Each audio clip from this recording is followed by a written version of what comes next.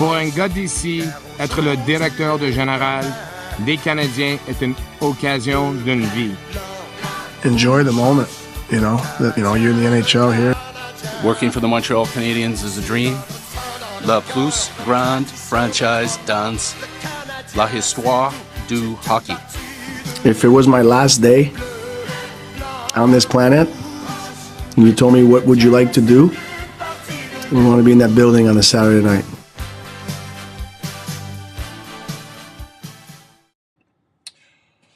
What is up, gang? Happy Thursday and welcome to HABS Therapy Day. Bienvenue à HABS Therapy Day, a bilingual show for fans who value substance over spectacle. Pas de rumeurs, pas de clickbait, juste de l'analyse sérieuse basée sur les faits. We offer informed, reasoned perspectives on the Montreal Canadiens, des points de vue réfléchis, loin du bruit médiatique. If you're looking for honest discussion and real information, vous êtes au bon endroit. You are in the right place. This is HABS Therapy Day.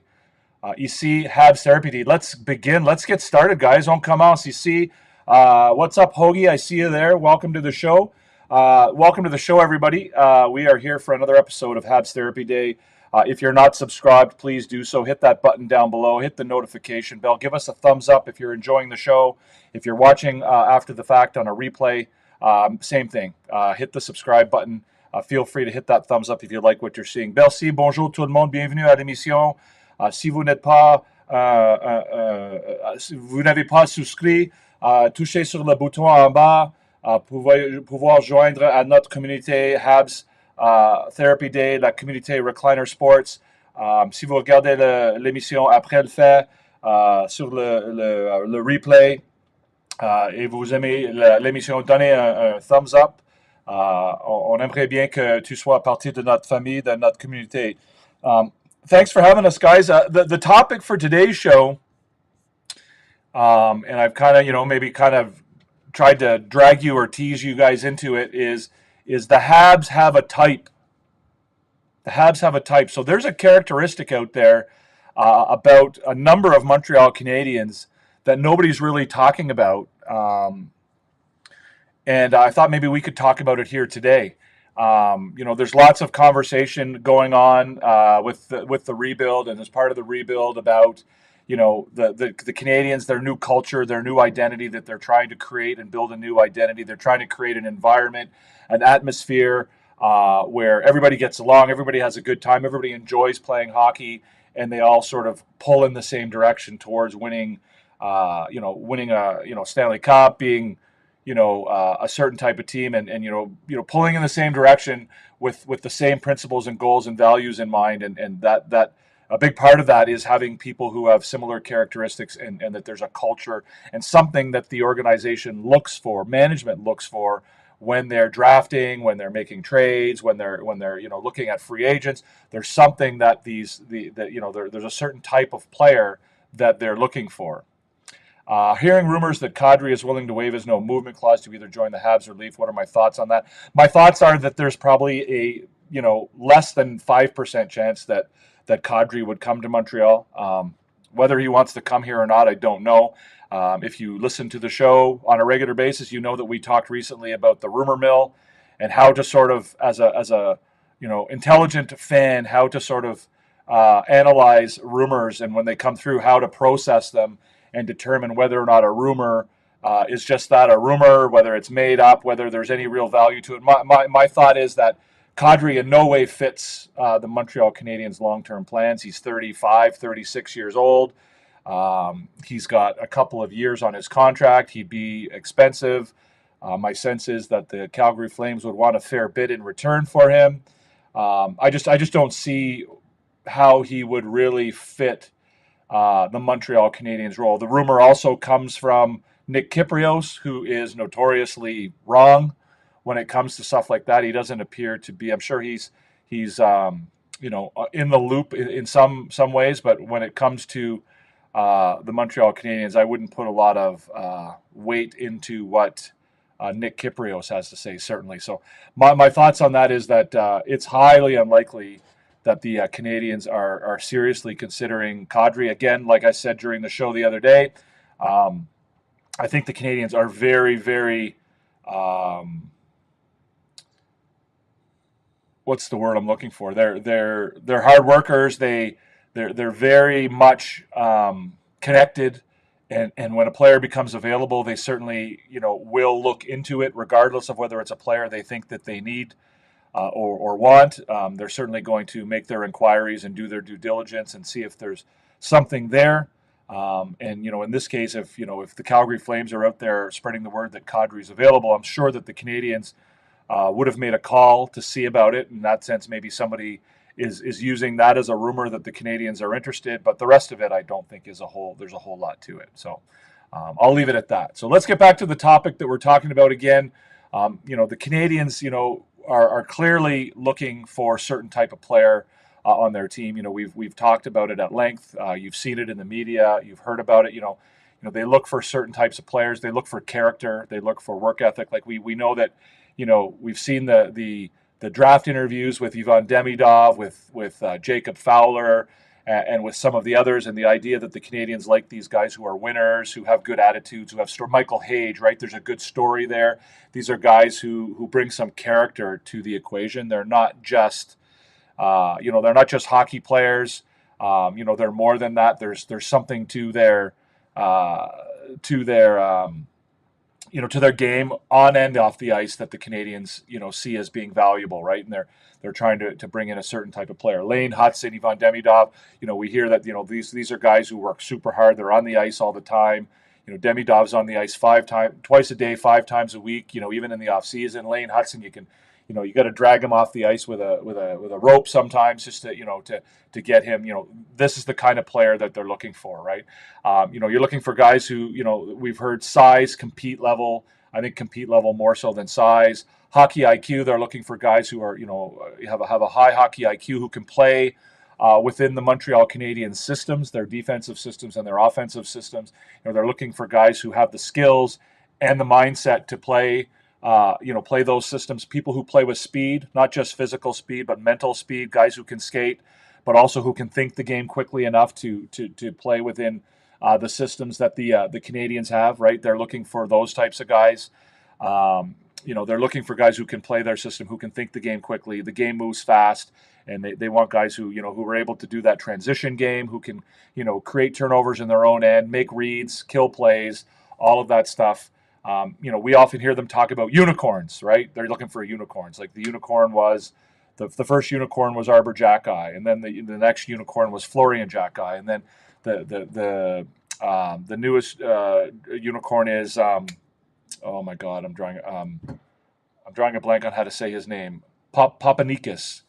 Brayton Papanikis. Anyways, big guys who have skill and talent. Uri Slavkovsky, right? Another unicorn. Big, strong, imposing guys who also have a ton of skill, right? They have the skills of a smaller player, but they're bigger in size and physical and whatever, right? And also age, of course, is something that they're obviously looking for. They're looking for guys who fit within the time frame of this group and guys who can grow with the group. Dax, thoughts on the Joe Veleno signing?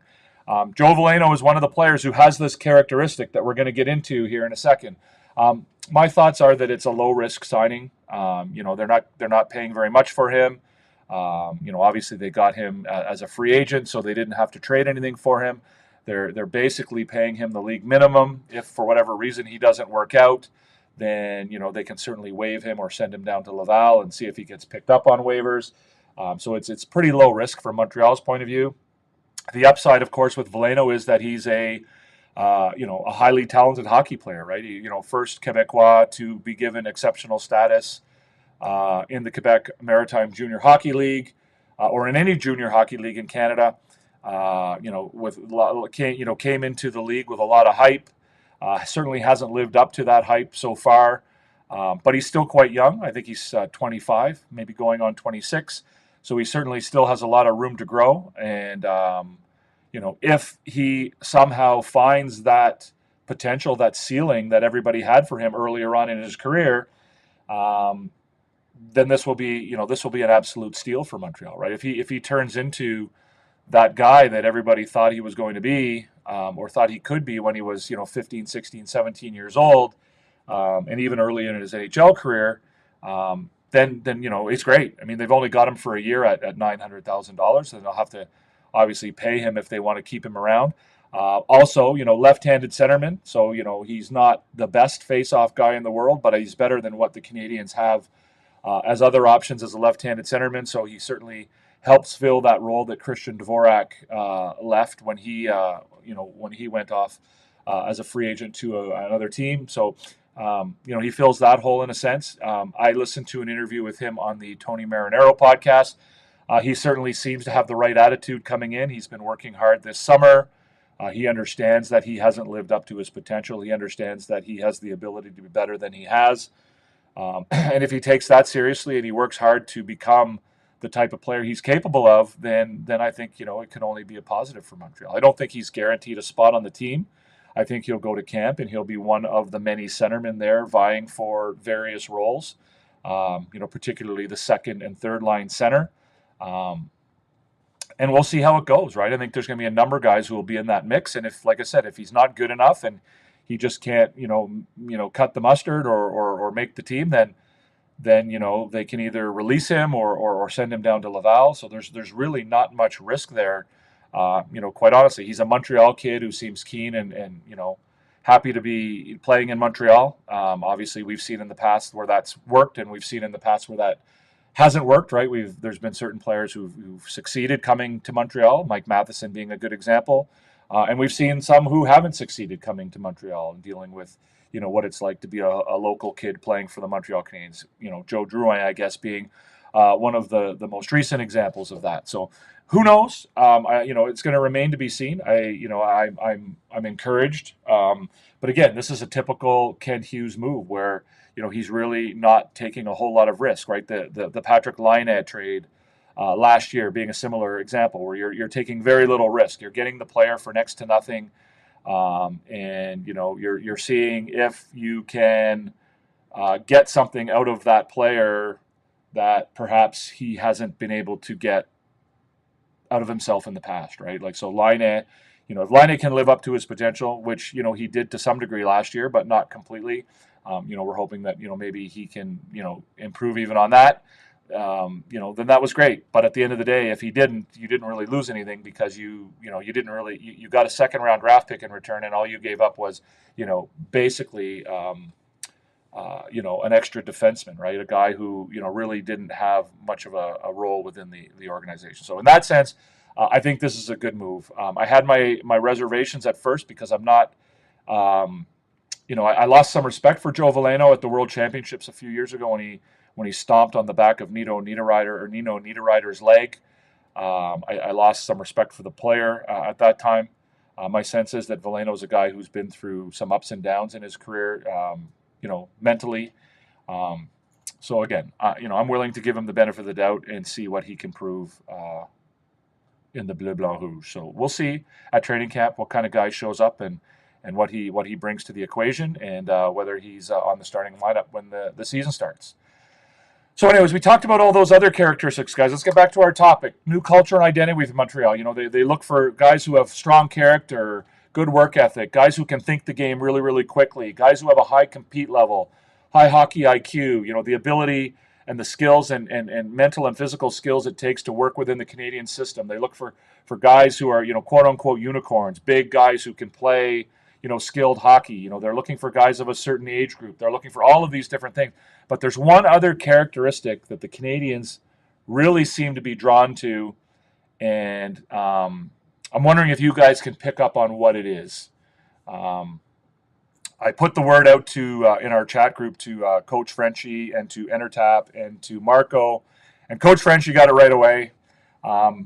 So there's 16 guys on the Montreal Canadiens who share this characteristic. So within the organization, there are 16 guys who share this particular characteristic, and that characteristic. Well, let me give you the names of the players and see if you guys can figure it out. If you guys, I see there's a bunch of you guys watching here, either on TikTok or on YT.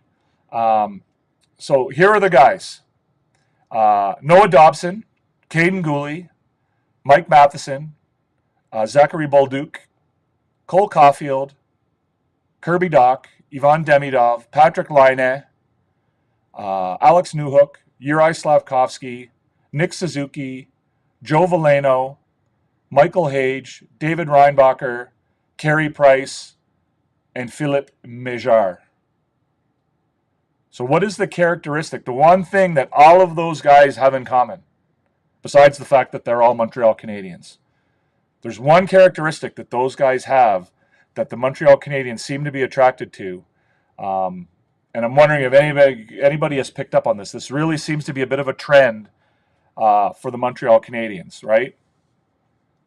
The Canadiens have essentially, they've picked up, for the most part, 3 guys this summer: Bolduc, Veleno, Sammy Blais, I guess you could count in that group too. But basically, the 3 NHLers that they've picked up this summer are Bolduc, Veleno, and Noah Dobson. All 3 of those guys have this characteristic, as well as the remaining 13 guys that I just named. Thierry on TikTok has it right. Thierry on TikTok is the first one to get it right. Anybody else on YT get it? Anybody on YT? Come on over to YT, Terry. Let's do it. Let's talk about it over here. What do all of those 16 players, including the 3 main players that the Canadiens signed this year, what is their commonality? What is the thing that they all have in common? The one thing they all have in common, guys, nobody got it. Only Thierry, one guy. One person was able to get it. The one thing they all have in common, guys, is they're all first-round draft picks. So in the Montreal Canadiens organization right now, there are 16 first-round draft picks. And like I said, all 3 of those guys that the Canadiens got this year, all 3 were first-round draft picks. Noah Dobson was the 12th overall pick in 2018. Caden Gooley was the 16th overall pick in 2020. Mike Matheson was the 23rd overall pick in 2012.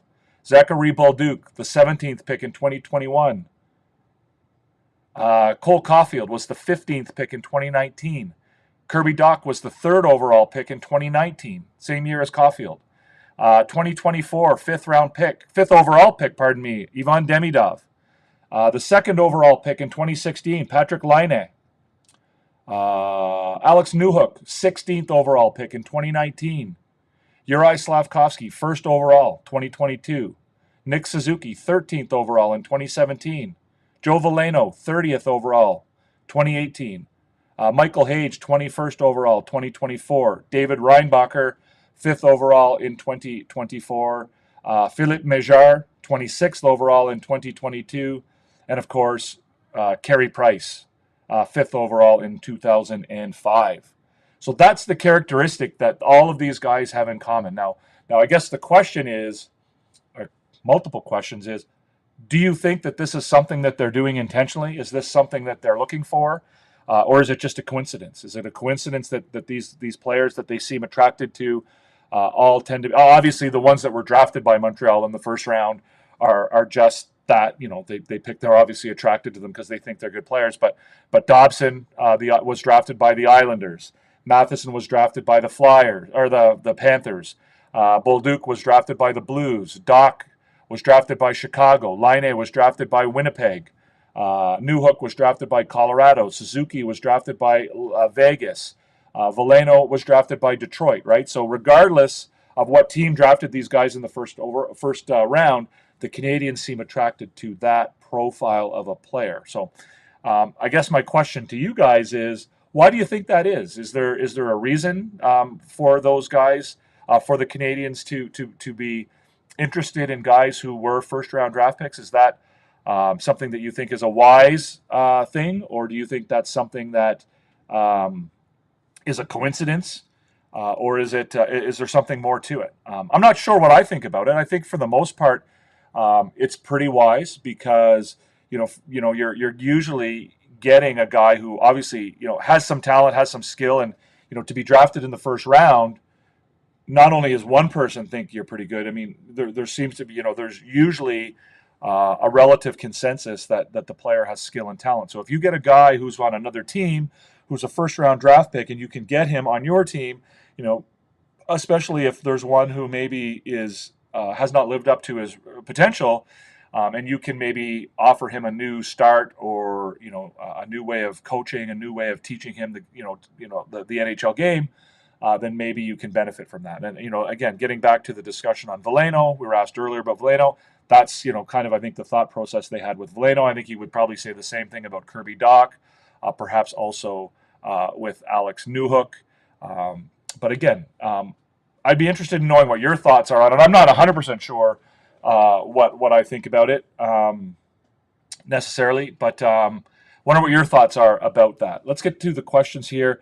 We need to get rid of the price contract. Well, we don't need to get rid of it. I think it certainly would make it a lot easier to work on the salary cap, or work around the salary cap, if they were able to get rid of the price contract. My sense is that they'll likely be able to do that after his bonus is paid out. I can't remember what the date is. I think it's in August sometime, when Carey Price's bonus comes up. The Canadiens have no problem paying Carey Price.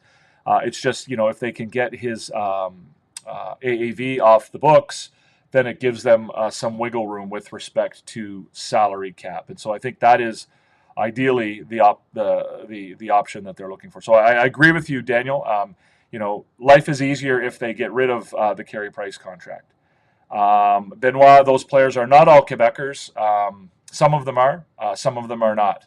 Kadri is a Torontonian. Yes, Kadri is from Toronto. You are correct, Chisley. I agree. Is he from? I know he's from Ontario. I thought he was from Toronto, but perhaps he's from outside of Toronto. I'm not sure. September 1st for the Carey Price bonus. So yes, Gislain, thank you for the info. Yeah. So again, I don't have a whole lot more to offer there on that, guys. I mean, obviously, I think it's to me, one of the keys and most important parts of the rebuild is the culture and the identity that the Canadiens are building, and the idea that this is a group that comes together to work together, towards a common goal, to work towards the goal of the rebuild. That goal being, to become perennial Stanley Cup contenders, and that they're a group that gets along with one another. They're a group that has certain characteristics, characteristics that are defined in some part, in the image of Marty St. Louis, right? Hardworking, fun, enjoy going to the rink, all of those kinds of things, right? And, all of those characteristics I think are important. And that's kind of, again, if we're looking at something that the Canadiens can copy from the Florida Panthers, everybody seems obsessed about size, which is, I think a completely ridiculous concept. But more so, I think if you're trying to copy something from the Florida Panthers, it's this idea that you have a tight-knit group of guys who will really, go to war for one another, and who really get along, who really believe in each other, will be willing to take a little bit less money to keep the group together, who all pull in the same direction, who are all doing the same things, and who make it make Montreal a place where people want to come as well, right?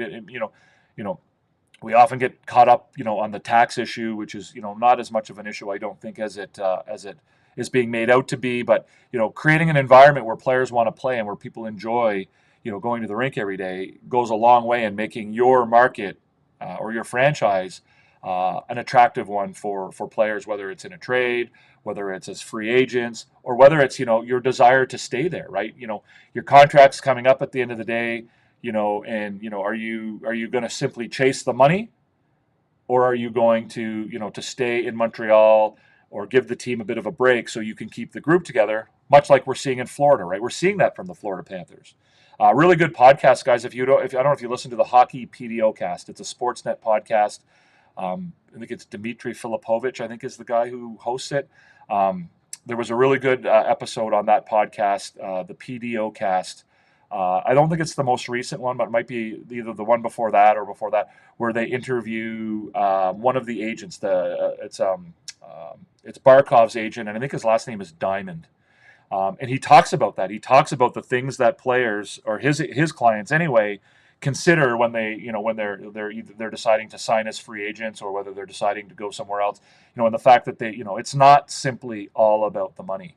That sometimes it's about being in a place where you feel comfortable, where you enjoy being there, and where you can stick with a group of guys who you've grown close to, and that you want to work together with. And that's been the Florida model. He talks at length about Florida, the Florida ownership, Florida management. Bill Zito and Vinny Viola, the owner.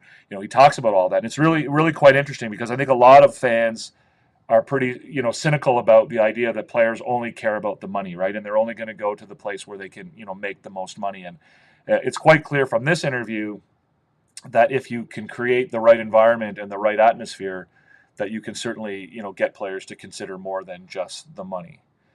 Any news on the Hudson extension? I don't believe there's any news. I have not heard any news on the Hudson extension. I'm not sure that we're going to hear it this year. I don't think we're going to hear anything about it until it gets announced. As we've said before, Montreal management doesn't leak, right? I don't see Lane Hudson's people leaking. So, realistically, I don't think we're going to get a whole lot of news about Lane Hudson's extension until it's announced. And it's certainly possible that it won't get done until next year. Certainly from a financial perspective, you can certainly see the benefit of Lane Hudson waiting until next year. If he can put together another season like he did this year, obviously that will improve his, his stock and what he's worth and what his value is. Again, getting back to the same topic we just talked about, to what degree does Lane Hudson want to stay a part of this group? And, to what degree does that play a role in his decision? How much does he like being in Montreal? How much does he like playing on this team? How much does he like, the coaching staff, the organization, whatever? Every indication seems to be that Lane Hudson is in love with Montreal and the Montreal Canadiens. Every time he's interviewed, he talks about that, how it's an honor to play for the team. When he won his, Calder Trophy, that was, the message he certainly was getting across. Every time he was asked, it was all about, how much he appreciates and enjoys playing for the Montreal Canadiens. So, again, no news, but I wouldn't expect any news until there's an announcement that he's been extended. And again, you're getting into things like how long is the extension and all of that stuff. For me, the Habs have a complete team for next year. Not a perfect team for sure. Still a big hole in center at second line. Doc, last chance at the post. Again, I wouldn't define it as a whole. That's obviously not a strength of the team. I wouldn't expect the Canadiens to have a perfect team. Obviously, their goal is not to be perfect now. Their goal is to be perfect down the road. Their goal is to be a perennial contender. So again, I don't think there's any team in the league that doesn't have weaknesses, that doesn't have quote unquote holes. As far as it being Doc's last chance, well, we'll see, right? I think Doc will be amongst a number of people who will compete for a spot on the team at training camp. And at the end of the day, whoever the organization considers to be the best option or the best options will play those roles. It's normal those guys' careers are really short. Again, I think if you're talking about money, I don't agree with you. And if you listen to the interviews he's laying, it's quite clear, at least from this agent's perspective and his clients, that, and I think it's clear if you're paying attention, that there are a number of players out there that aren't, in fact, all players. I don't think that money is the only consideration that goes into where players decide they want to play. Dobson's contract is the milestone for the Lane Hudson contract. Yeah, maybe. Maybe you could say that. I don't know. I don't know what Lane Hudson is thinking. My sense is, like I said, I think there's a real sense from Lane Hudson that he loves being in Montreal and that he likes to be a part of this group. I think you could argue that Lane Hudson, after his performance last year, deserves more than Noah Dobson. I think you could argue that because of his age and the fact that he has done it for only 1 year, that perhaps he doesn't deserve as much as Noah Dobson. And then you get into things like term. Like, do the Canadiens want to commit to Lane Hudson for 8 years? And if the Canadiens want to commit to Lane Hudson for 8 years, is it going to cost them more to do that? Right? If you get him for 2 or 3 years, is he going to take less and then, get another contract in 2 or 3 years where then he gets the big bucks? Who knows? There's all kinds of factors and things to play into that. And, frankly, I don't think that it's going to be, I know that it's not going to be played out in the media, right? We're not going to hear about it, in the news, and, we're not going to hear about, the Canadiens, are in discussions with Lane Hudson and it's going well, or it's not going well, or it's not going to be that kind of negotiation. And I agree, Hayden. I wonder how much he'll ask for the rising cap, but again, the cap's going up. But again, he's a younger player. Where does he fit within the hierarchy of the team, right? Is it gonna, is Lane Hutson gonna, is Lane Hutson gonna want to make more money than, guys like Nick Suzuki, who are, clear leaders on the team, guys who, obviously Nick Suzuki's in at a really good contract at a really good price, and but there's all kinds of considerations and factors at play when it comes to all of that. Hudson got paid the way he did. Yeah, I don't know about that, Aiden. I don't know if I would say that Hudson deserves $2 or $3 million more. I mean, I don't agree with that. Hey, it sucks, but Dobson's 6'4", Lane Hutson's 5'10". Yeah, I don't think that his size is going to have any role whatsoever in how much money he makes. I don't think that the Canadiens are going to consider Hudson's size. I think at the end of the day, it's going to be, their value to the team. And, I think that the Canadiens are going to, obviously, play up the fact that, this is the type of team that they're building and that they want Lane Hutson to be a part of it and want him to be a big part of it. And I think, you hope that Lane Hutson wants to be there. And in that sense, he's not going to try to, take the team to the cleaners. I like Dobson as a player, but I wonder how he fits on this team. He seems kind of redundant with Hutson on the team. I don't agree with that, Aiden. I think they're very different players. Obviously they're both offensively driven and offense type players, but I don't think they're.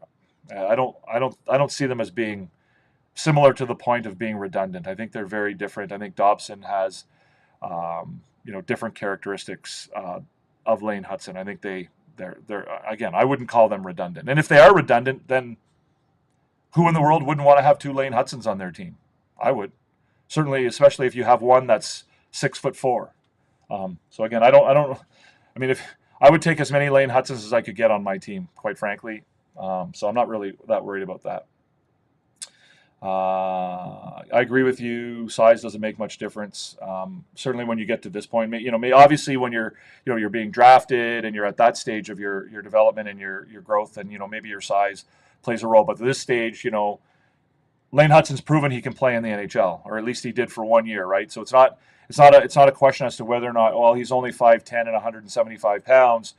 Can he handle the NHL? Well, he's shown that, right? Just like Quinn Hughes proved it, just like Cale Makar showed it. Despite being a little bit smaller, their value is there, and so I think the teams would be willing to pay the value for it. Daniel thinks, or actually, you know what? I forgot I could do this. Daniel, I think our D is in great shape if Reinbacher makes the team. I think the Canadiens' defense is in good shape regardless, whether Reinbacher makes it or not. I think that I think that the Canadiens' defense is in great shape. Either way, it's in great shape in the sense that they've got Reinbacher, and now they don't have to worry about Reinbacher necessarily rushing to the NHL and making the team right away. Right, the addition of Dobson now gives them the opportunity to take their time with Reinbacher. Ghislain says that Dobson is more like Vladimir Malikov, and Hutson is more like Andrei Markov. Okay, those aren't the comparisons I would make to either of those players, Ghislain, quite frankly. But if that's who you see, then that's who you see. I don't see those guys. Those wouldn't be the comparables for me. Those wouldn't be the comparables if I were making comparables. Aiden, I agree. I'm just a little worried about having too many offensive D. Well, again, I think that this year, you're going to see Mike Matheson take on a much more defensive role. He certainly has shown that he's capable of that. I know a lot of people like to hyper-focus on some of the turnovers and mistakes that Mike Matheson makes, but historically, when he's had to focus on shutting other teams' best players down, he's had a very good ability to do that. He'll be able to reduce his ice time next year. He'll be able to reduce the number of roles he has on the team next year. He doesn't have to play on the power play next year. He probably won't have to play 25, 26, 27 minutes next year.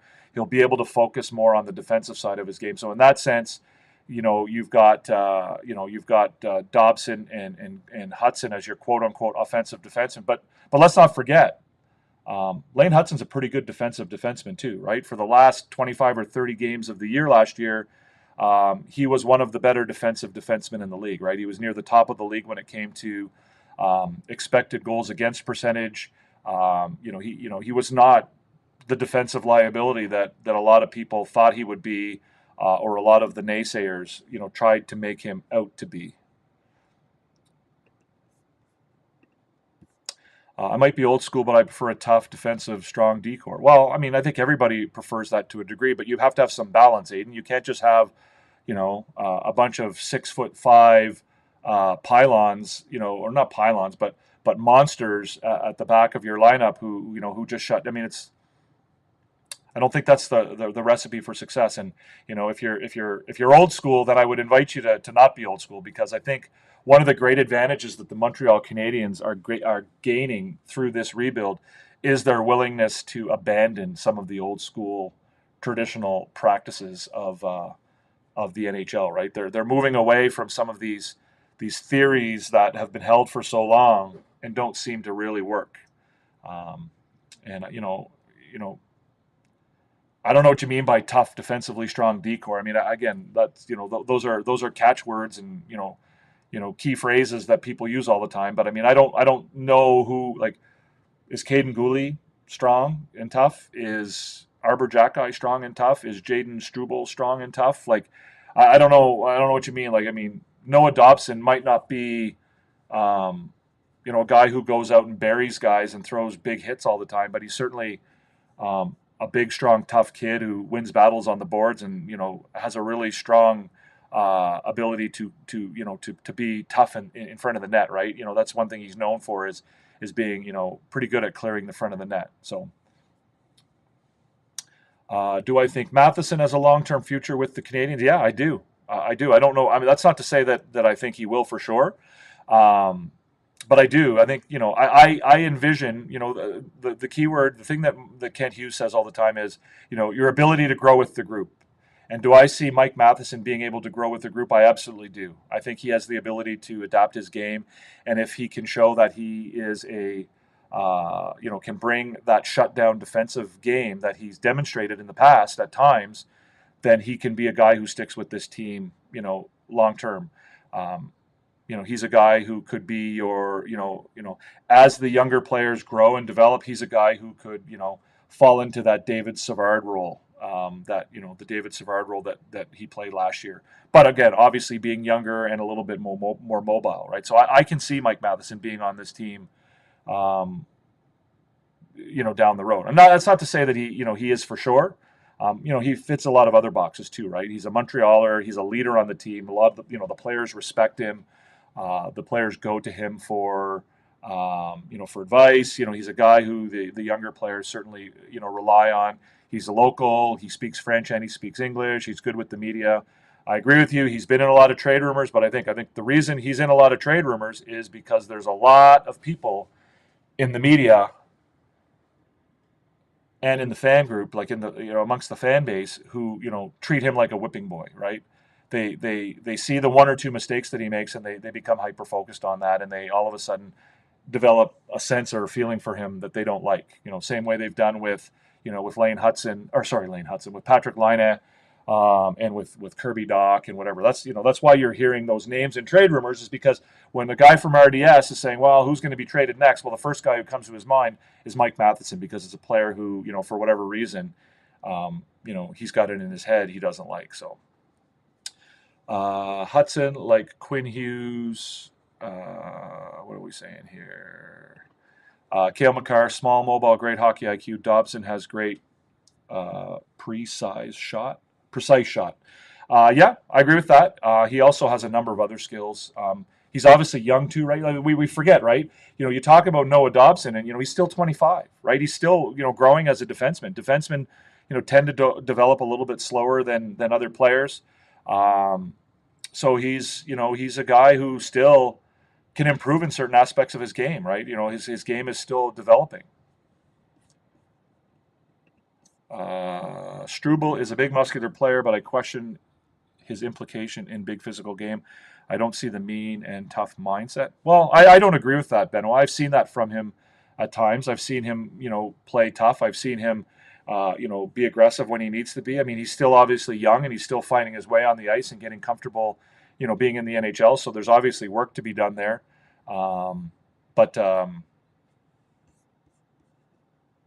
Yeah, I mean, I don't know what you mean by him not. I mean, are you saying that you don't see him as a big tough defenseman? I mean, I haven't seen anything from Jaden Struble to make me doubt that he can play a tough physical defensive game, right? I've seen that from him, and he's young, right? He's still 22, 23. So getting comfortable out there on the ice is a big part of this, right? It's hard to be tough and mean when you're still sort of like feeling like you're the new kid on the block, right? You're still like a bit of a new kid, right? You're not going to go and get in Drew Doughty's face and be mean and tough when you're 21 years old and you're new to the NHL. The Anderson contract is becoming a bit of a hangover for the Habs. Question mark.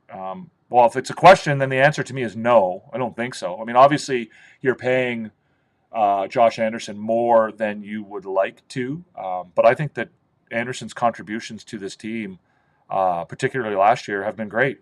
I think he's found a new role within the team, and he's playing that role really, really well. He's one of the best forecheckers on the team, which is a big part of their system, right? Creating turnovers. Great skater. If you're expecting him to go back to being the guy who was a 25 to 30 goal scorer, then I think you're going to be disappointed. But I think he brings a lot more to the team. Yeah, do you want to be paying him $6 million? No. I have no problem with admitting that, but again, to suggest that he's a drag on the team, I don't think he has been. Obviously, and he brings a ton of leadership. We saw him last year playing through injury after injury last year. So it sends a good message to the younger players. So excited for next season. Bolduc will be a fan favorite. I don't disagree. Again, I'm really excited to see the runway in front of Bolduc and how he develops and how he continues to improve. Old school or not the narrative, the Habs are small is long gone. Yeah, I mean, again, there's still a lot of organizations out there that believe in some of these old school traditions. But I think ultimately that's a recipe for failure. I mean, a perfect example to me, and again, people will disagree with this, is Anaheim, right? Anaheim seems bent on, hell bent on, bringing in quote unquote big, tough, physical, old school type players. And honestly, it's not doing them any favors, right? Having Jacob Trouba and Radko Gudas, on a rebuilding team doesn't make any sense to me. Like it's stupid. So getting rid of guys because you think they're too soft or forcing them to play a type of game that they're not suited for. Trevor Zegras, like losing out on Trevor Zegras is going to turn out to be a disaster for Anaheim, right? You can say he's small and he's not physical and he's soft and whatever. He wasn't, right? He wasn't historically before he came to the NHL, right? The kid was a good defensive player. He's not going to be a banger and a crasher, but not every player is a banger or a crasher. So if you are bringing this old school mentality to your team and your roster and the way you build your team, then I think you're setting yourself up for problems. Not easy to find. Sorry, guys, I'm not going to be able to answer all the questions because I got to end the show here soon. I don't want to stay on here all day. Not easy to find, obviously, but a guy like that would be an ideal fit for the Habs. I think. I don't agree with that, Aiden. I don't agree that you're looking for a Chris Tanev, Artem Zub type D-man. Why would the Montreal Canadiens want that? Why? I don't get that. Why would the Montreal Canadiens want Artem Zub on their team? I mean, again, I'm not trying to attack you for this, but from my perspective, there isn't one thing that I've heard from this organization or seen from this rebuild in the last 3 years that would indicate to me that Artem Zub would have any spot on this team. Perbix, yeah, again, prior to signing Noah Dobson, yeah, you might have thought about a guy like Perbix. I don't think there would be any spot for him at this point.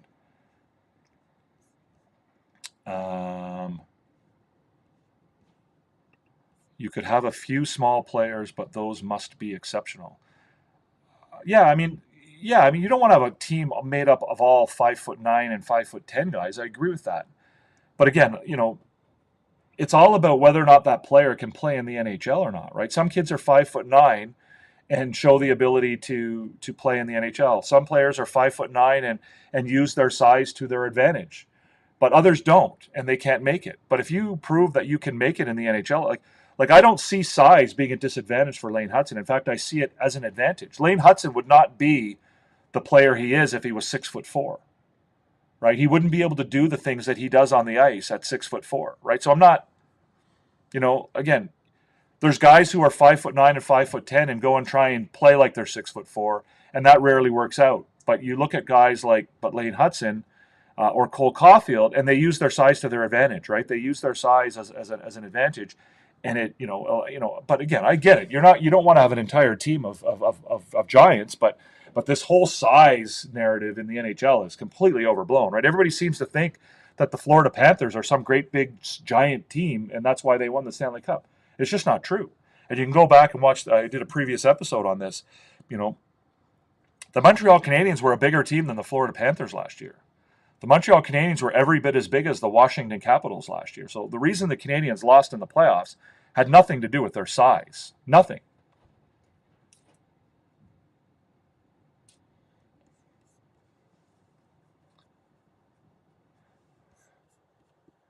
Well, you could argue anything, Aiden, but I mean, if you're going to tell me that Artem Zub is a top 10 defensive defenseman in the league, I couldn't make that argument. I wouldn't be able to make that argument, but I don't know. You can make it if you want. I have no desire. I mean, I don't like, who are you taking off this team to replace with Artem Zub? So which defenseman, and again, you can remind me if Artem Zub is right-handed or left-handed. I don't know off the top of my head.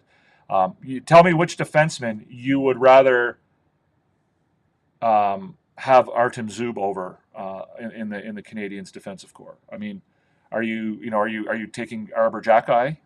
Would you exchange Arbor Xhekaj for Artem Zub? Alexandre Carrier, are you exchanging Carrier for Zub? I mean, I hope you're not telling me that you would trade Dobson, Hudson, Gooley, those guys for. I'm assuming you're going to say Matheson, but again, I think that probably has more to do with your notions of what Mike Matheson is, which may or may not be realistic or be real. I mean, again, the perception of Mike Matheson is very different than the reality. There's a reason why Mike Matheson has been a 25 to 26, 27-minute guy on this team for each of the last 2 years, right? He brings a lot to the table, and he's a very effective defenseman in the NHL, despite what a number of fans might think, based on some of the mistakes and errors that he's made, which get sort of more attention than the good things that he does. Zub is 6'3", right-handed defenseman. I don't. Again, I could be. I'm going to have to end the show, but Zub is right-handed. I'd replace Xhekaj, Struble with him, or even Carey, although I like him. Yeah, I think you're. I don't know. I'm not going to try and. I think you'd be crazy to suggest that you would trade Artem Zub for any of those three guys. I think you're forgetting. Struble perhaps, and Struble may become expendable here. But I think you're forgetting what makes Xhekaj special and what makes Xhekaj different, and why the Canadiens like Arbor Xhekaj. I think Xhekaj brings a lot of things to the game that Artem Zub does not. So. Yeah, I maybe you like Artem Zub more than I do. It seems like you do, but I'm not gonna. Again, I'm not. This isn't going to turn into a 2-hour show, so I'm not going to sit here and go at it any length. If you want to make the case for me in the comment section for Artem Zub, then you can feel free. But again, I don't see Artem Zub being a top 10 defensive defenseman in the NHL, and I don't see him replacing what the players that you've named. I don't see him replacing those things. All right, Daniel, same to you, man. Thank you very much. Yeah, I don't agree with you, Aiden. I disagree with you completely on this. I don't think that their decor is missing anything at this point. I really don't. And again, I think it comes down to, your perception of Mike Matheson, because you keep talking about things that the Canadiens need, which are things that Mike Matheson brings, and you don't think that he brings those things, and I do. I do. I think he brings those things. I think he brings leadership. He's a veteran. I think he plays well, in both ends of the ice. I think that, now that they have Dobson, I think that he can sort of, focus more on the defensive side of the game. And he's a veteran leader. The players get along with him. The players love him. I don't know that they need to add an Artem Zub. So anyways, guys, that's going to be it for today. Merci beaucoup, Benoit. Merci, Ghislain. Thank you, Aiden, Daniel. All the rest of you who came by, participated, asked questions. I appreciate all of you. Thank you. Merci. If you're not yet subscribed, please do so down below. I am going to be a little spotty in doing shows over the next week as I'm going to be on vacation. But I will probably try and get a show in here and there. Hopefully, guys, we are going to be having a couple of really, really interesting guests coming up, including one who has rise to the top of the media world in Montreal a little bit. He's become a really, really well-known guy. He's broken a couple of really cool stories lately, and is sort of all over the place with different media outlets. I'll leave it up to your imagination to guess who it is, but he has said that he will come and do the show. So I'm looking forward to that. I think he's an interesting guy, and he'll be certainly fun to talk to. If you're watching the show on a replay, guys, also please hit the subscribe button. If you're enjoying the show, hit the thumbs up. Hit that thumbs up button, guys. Give us some love. But more importantly, if you want to be part of the community, join the Recliner Sports community. We're trying to give you guys a place to have good conversations, civil conversations, objective conversations about Montreal and the Canadiens. This is the place. So please subscribe. We're trying to get to 500, and your help would certainly be appreciated on that front. So. That's it for today. Merci beaucoup tout le monde. La semaine prochaine, je pense que ça se peut que les émissions ne vont pas être à chaque jour, mais on va avoir des émissions certainement. On a des invités qui vont nous joindre ici pour l'émission. Ça va être excitant pour moi et pour vous, je pense aussi. Alors, à la semaine prochaine. Thank you very much, guys. Until next week. Thank you again, everybody. Hit that subscribe. If you're watching in a replay, guys, hit that subscribe button. Let's go. Let's get it going, guys. Come on. I love it, guys. Thank you, Cash Fan, GGG. You might be onto something, GGG. But that's it. Thanks so much, guys. Enjoy your weekend, and I look forward to seeing you in the next one. Peace out.